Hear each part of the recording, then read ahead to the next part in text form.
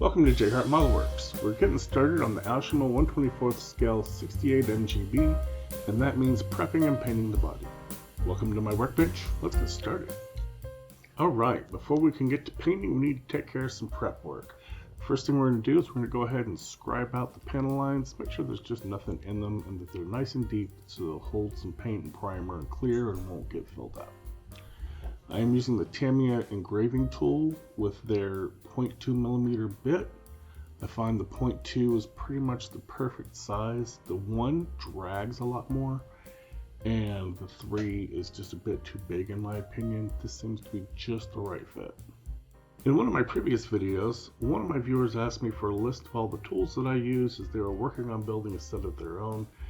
And so I went ahead and I made a full list, and I put a link to that list in the description box below. So go ahead and check that out if you see a tool that you want to know what it is. And if you've seen me use a tool that's not in there, let me know so I can get it added. Now, I don't do affiliate links or anything like that. I'm not making any money from any of the links that may be in that list. Some of the stuff has links, some doesn't. If there is a link, it's just to help you find the tools that I'm using. Once I have them all scribed, I'm going to put some Tamiya panel liner in the panel lines, and this isn't to darken them for painting. What I'm doing this for is if I've jumped out of the lines anywhere, the panel liner will run into the scratches that are on the body and will clearly show me where I need to sand and fill. Now, I didn't jump out in any this time, so we're going to move straight on into drilling the door locks. Now, I like to use Top Studio rivets for the door locks. So I'm going to go ahead and drill a 0.5mm hole in each one of the door lock areas to fit those rivets. That way, when it comes time for final assembly, we're not drilling into the painted body and running the risk of cracking or chipping out some of the paint. While we have the drill out, let's go ahead and drill some holes for our mirrors. Now, these are my bullet style mirrors that I 3D modeled.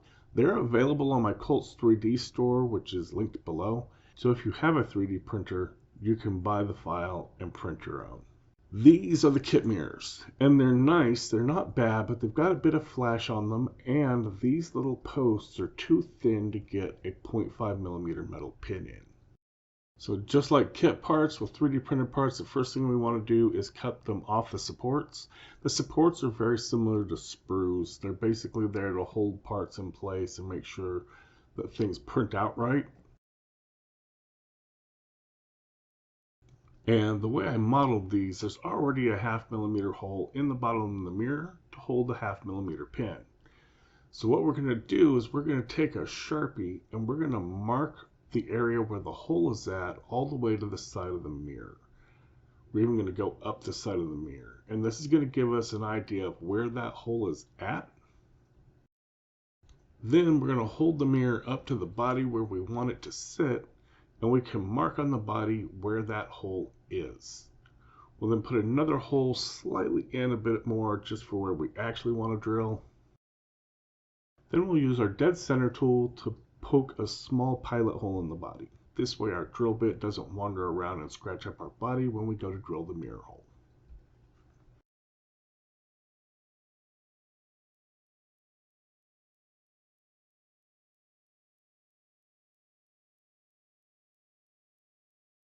Now we'll come in with our 0.5mm drill bit, we'll find that starter hole that we just formed, and we will drill a hole in the side of the body.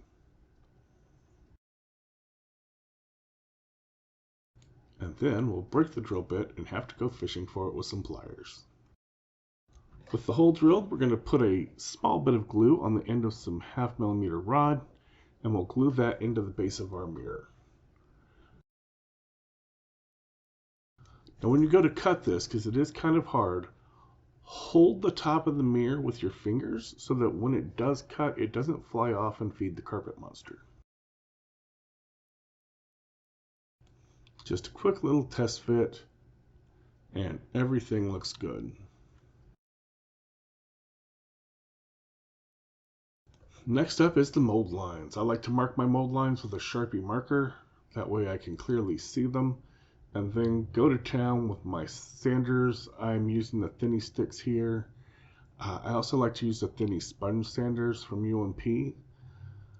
I've got the display sanders I just did recently a review on, and I use them here a little bit too, but honestly, even with their sponge, I like the UMP sponge a little better because it's softer and it conforms more to the body. The sponge for the display is very hard.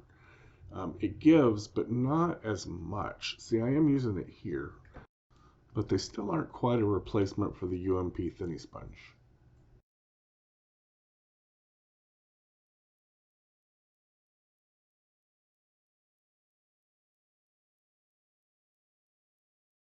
So this is designed to have European plates, and again, I don't really like those, so I'm going to go ahead and fill those holes with some CA glue and some Instaset. I'm going to let that dry for a bit, and then I'm going to come and sand this with my 400 grit thinny stick, and I'm going to use this to remove most of the glue until I get real close to the body.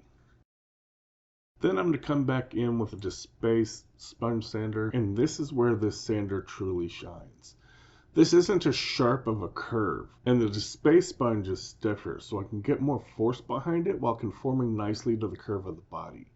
This allows me to remove the excess glue, and once painted, you'll never know the holes were there. We're just about done with our prep. One of the last major steps is to key the body. We're using some 3000 grit Tamiya sanding sponge, and we're just going to gently go over the entire body with the sponge. Now, some guys have expressed some concerns that they don't want to remove details off their model keying the body. You're not trying to press hard. You're not trying to sand anywhere near hard enough to remove detail. All we're doing is taking the shine off the plastic. What we're really doing is creating thousands and thousands of sharp little edges that the primer can grab onto. If you put primer over a perfectly smooth body, it doesn't hold as well. And then if you go back later and mask, we're not going to do a mask on this job, but if you do masking, you run more of a risk of pulling the paint and primer off if the body isn't keyed. Once the body is keyed, we'll give the body a bath in some warm water and Dawn dish soap. This is to remove any oils from our hands, all the dust from sanding, contaminants like panel liner and marker and odorless mineral spirits. Just get the body nice and clean. After that, we're going to mount it on our Tamiya spray stand with some tape, and then we're going to wipe the whole body down with some UMP airbrush cleaner to remove the last oil from our hands. If you don't have any UMP airbrush cleaner, just use IPA. It works just as well for this. And then after this, we won't touch the body with our hands again until after it's been clear coated. Alright, we're in the booth, and we're going to start with putting down some Mr. Surfacer 1500 black primer. We're going to do about 3 coats at 20 psi. We're going to give about 10 minutes between the coats. Since the chassis needs to be black as well, we're going to go ahead and cover that in Mr. Surfacer while we're at it, and that'll just take care of all the black for the chassis. Now, I really love the Mr. Surfacer primers. They're becoming my go-to for everything. They're super simple to use. You cut it 50-50 with Mr. Leveling Thinner. It is awesome. It lays down perfectly flat every time. You cannot mess it up. I have tried spraying it heavy. I've sprayed it light. I mean, it's just a foolproof primer. I am using black, and not willy-nilly. I don't just use black for everything, and it's not just, black is my favorite color. The color we're going to be spraying this is very dependent on the color that's underneath it. And the black is going to give us a darker version of this blue, and it's going to be a dark, rich color. So we are going with the 1500 black on this, just nice and easy. We're going to spray all the hard to reach areas. So for this car, there's not a lot of them, just all the undersides. Get in those wheel wells, get the headlight buckets, the tail light buckets, that little opening for the grill, and around because this is a convertible, we really want to make sure we get around the body where the cabin's going to be. And then just, again, 3 easy coats.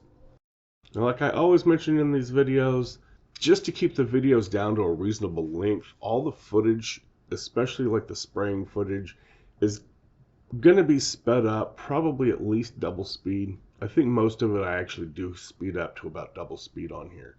So just because you see me flying through it, I'm really not. Take your time, be patient with it, and you're going to get a great finish.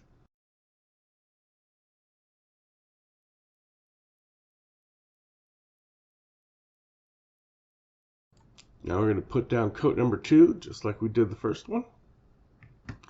Going around, getting all the hard to reach spots, making sure we get those fenders, the wheel wells underneath. It's real easy to miss the under edges, and then you just have like a light spot under the bottom of the car. So a few months ago, I changed out my phone. My Galaxy S10 just gave up the ghost, and I picked up a new Galaxy S22 Ultra, and the camera is very different.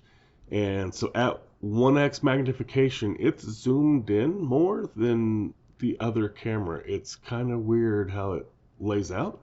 So I'm getting used to it, and this is like my first time doing like real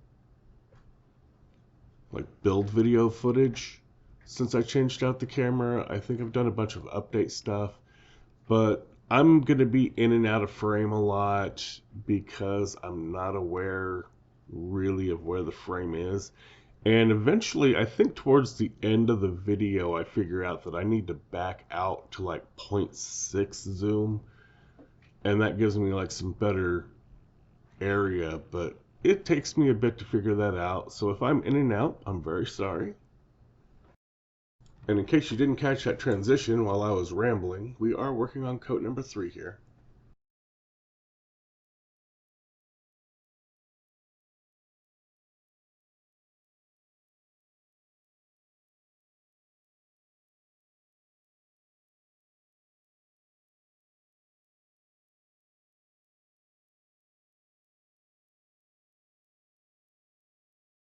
And that's going to wrap up our 3rd coat of the primer.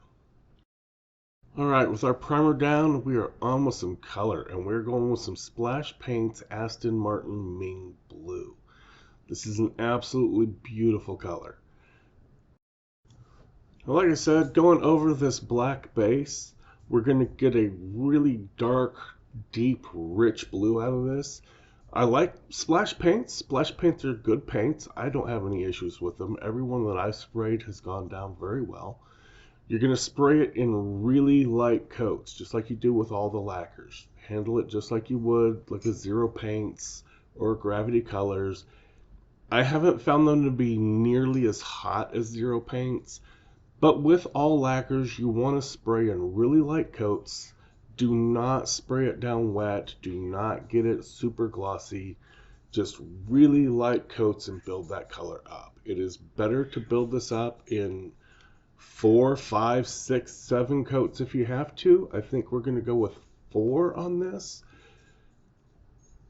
But it's a lot better to build this up in several coats than it is to try and flood the paint all at once and possibly end up crazing the plastic, which crazing is where the hot lacquer thinners get through the primer down into the plastic, and it actually starts to eat the plastic a bit. You end up with a wrinkly effect, and you end up having to strip your paint and then sand the body before you can get it smooth enough to primer again. So again, just really light coats, go over the whole body. And then what you're going to see is after I finish a coat, I'm going to do this kind of circly, wavy, back and forth, up and down thing. And that's basically cross-hatching across the body so that you don't get the striping that you can sometimes get when you're laying paint down. If you get like one layer too heavy, I'm doing it right here, in fact. If you get like one line too heavy, it's especially bad on candies and metallics. You can end up with a really dark line in your paint job, and this helps to break that up so that you don't get those lines. And we're working on coat number 3 here, just nice, smooth, even coat. And you can see what we're getting here is pretty much an eggshell finish. That's what we're looking for.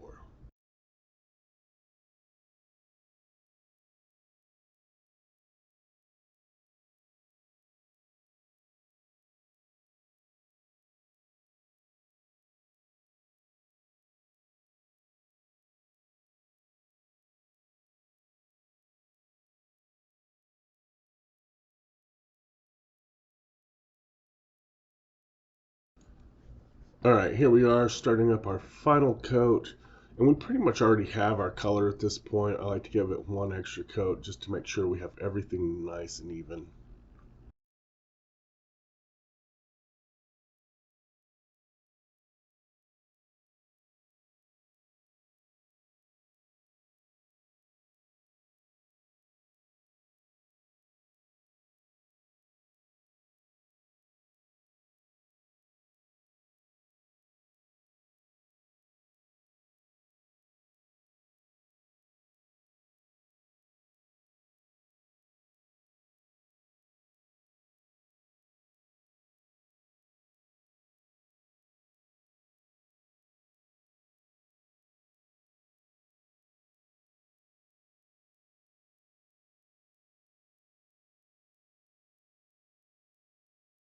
Alright guys, we are back, and this is an absolutely beautiful color.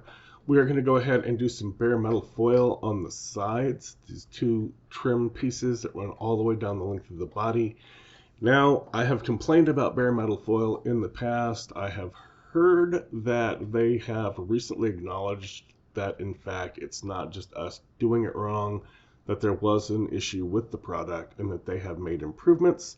So I bought a brand new pack directly from bare metal foil because everyone else is going to try to sell their old stuff first. And we're going to see how this works out. I did cut a nice long piece off the top, laid the whole thing straight across the body, and now I'm just going to burnish everything down, get it nice and smooth. I'm starting with a soft cotton bud. This is the Tamiya Fine Point buds. And then I'm going to come back in. I'm using a scalpel here with a number 11 scalpel blade. These are super sharp, like ridiculously sharper than a regular number 11 hobby blade. This cuts through the bare metal foil really, really well. And unlike the old bare metal foil, there I was complaining that it was really thick and it was hard to cut. This stuff cut beautifully, just like the old bare metal foil used to do. So I can say that it is absolutely improved on its cutability. I can also say that it does adhere a lot better than the old stuff was adhering. So I was able to get this put down with no issues at all. It stayed in place when I lifted it up. Of course, as usual, when you put the stuff down, you burnish it down with a cotton bud. You make your cut with either a brand new hobby blade and a hobby knife or a brand new scalpel blade. Burnish it down again because that cutting process can kind of pull on the foil and lift it a little bit. Then go back in and carefully with some tweezers pull it back off, pull off the excess, and then go back and again burnish it back down because that pulling sensation pulls on the foil and lifts it a little bit. So go ahead and burnish it back down after you get the excess pulled off.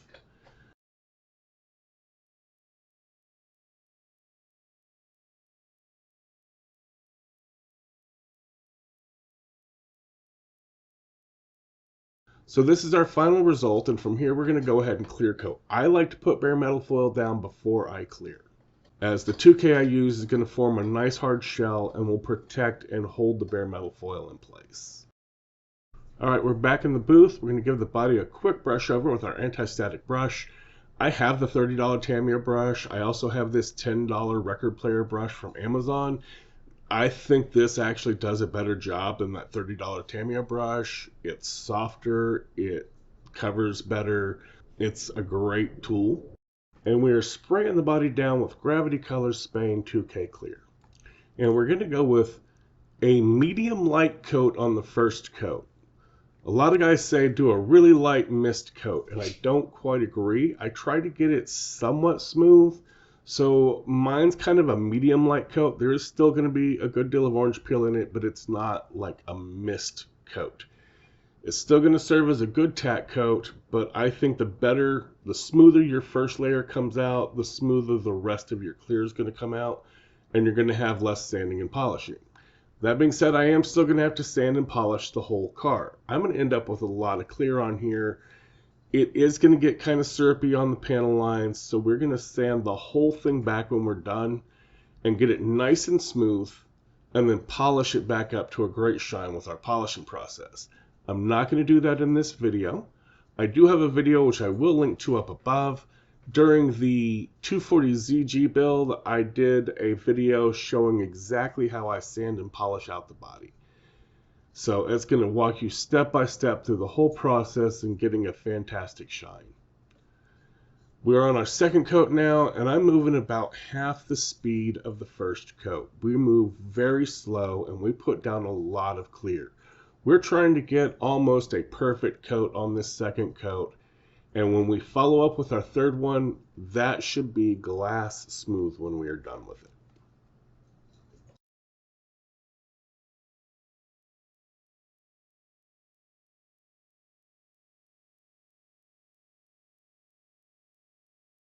Alright, so we are starting our third coat now, and again, this is another wet, heavy coat. Now the surface is pretty close to perfect already. There are a few spots which still has a little bit of orange peel, so I did come back for a third coat. By the time we're done with the third coat, again, it is another wet, heavy coat. You don't want to put it on so wet that it runs, or you're going to have to sand out the run. But you do want to, at the end of this third coat, you want to have no orange peel in your finish. The finish that you end with is pretty much going to be the finish that you get when it dries, barring a little bit of dust that will probably hit it during the curing process.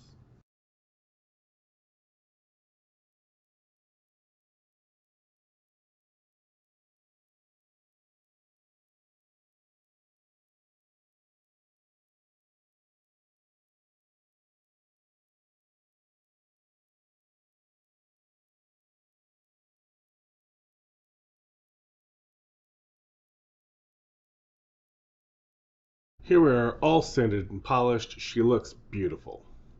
We did have a couple of dust spots in her, but we've got those all polished out. She looks really smooth. I'm really happy with it. Now, we have not waxed it, and we're not going to. We're going to try something different. I've grabbed one of these automotive ceramic coatings from Amazon. I figure we're using automotive grade paints and clear. This stuff is all the rage in automotive detailing for protecting your paint. I figure we'll try it and see what happens. Now, we'll drop a link to this one below. It's not a paid promotion link or anything like that. They didn't approach me or sponsor me. This is just the one I grabbed. All right, so inside the box, we get this sponge thing to help us apply the coating. We also get this tiny bottle of ceramic coating. I'm not going to lie, this stuff is a little expensive. We get a soft cloth to apply the coating with, and we get some of these screen cleaner type pads to polish it off. Like I said, this stuff is not incredibly cheap. This kit was like $42. I know that seems like a lot, but bear with me. I just put about 6 drops on this cloth. That 6 drops is going to cover this entire body. The way you put this stuff down is you put it all down in one direction, like I'm doing here, and then you're going to go across it in a crosshatch. So I started a long ways, and then I went across. I was going to stop there and wait for it to finish and then polish it out and then work on the rest. But I decided to go ahead, and since I had stuff on the rag, just finish off the car. Those 6 drops covered the entire body. So while it is expensive, the bottle is going to go a long ways. Now, according to the instructions, you give this 2 or 3 minutes, and then you come back and you polish it off with one of these pads. Now I keep polishing this, and I keep polishing it a lot because the body feels really, really slick. It feels almost like it's still wet. And that's really part of what this does. The ceramic coating creates a surface that is like ridiculously slick. It's hydrophobic. Water doesn't stick to it. It just runs right off. Dust just blows off of it. Everything just kind of wipes right off of it. So at the very beginning of November, before Pistons and Paint, I applied this to the 69 Nova. It's been on here for about a month. I've had absolutely no issues. There's no discoloration, no patching or anything. Alright, so here's our finished result. This is completely dry at this point. So the finish looks absolutely fantastic. I'm going to keep using this stuff and just keep an eye on it and see what happens, and I'll let you know. Alright, so here we are all wrapped up. finish is beautiful. I do honestly have to say, in the really real world, this paint job would probably cost 2 to 3 times the value of the car, but that is the fun of building model cars. We can do whatever we want. From here, I'm going to go ahead and move on to doing the chassis work. There's several things I want to do there to kind of liven this car up. But for now, thanks for hanging out with me. I appreciate you greatly, and I'll catch you on the next one. If you enjoyed the video, please hit the like button. Also, feel free to leave comments, feedback, critique, or anything else in the comment section below. I enjoy interacting with all my viewers in the comment section and try to reply to all the comments I receive. If you want to catch future videos, please consider subscribing to my channel and make sure you click the bell notification icon so you can be notified when I upload new videos. As always, thank you for watching, keep modeling, and have a great day.